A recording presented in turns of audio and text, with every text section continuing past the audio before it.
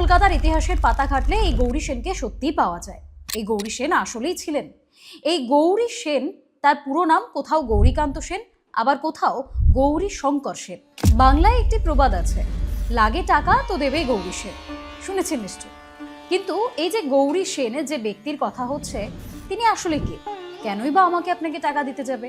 এই যে প্রবাদ বাক্য যেটা প্রচলিত, সেই প্রবাদ বাক্য তার নামে শুধুমাত্র কেন স্থির হতে যাবে? এই প্রশ্নগুলো তো থাকছে।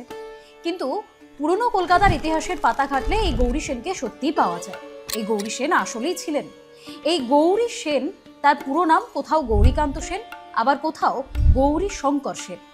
এই গৌরী সেন আসলে একজন বণিক।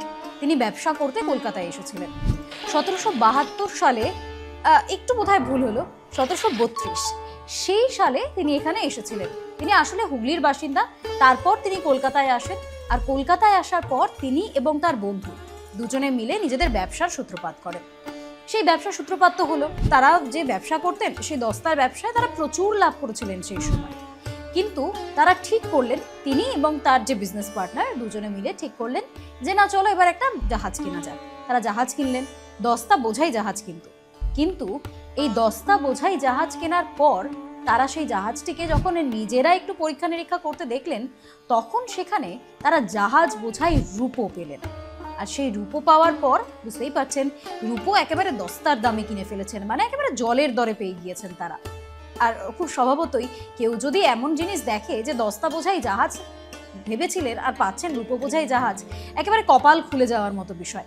গৌরীশঙ্কর সেনও তাই ভাবলেন যে আমার কপাল একেবারে খুলে গেলেন।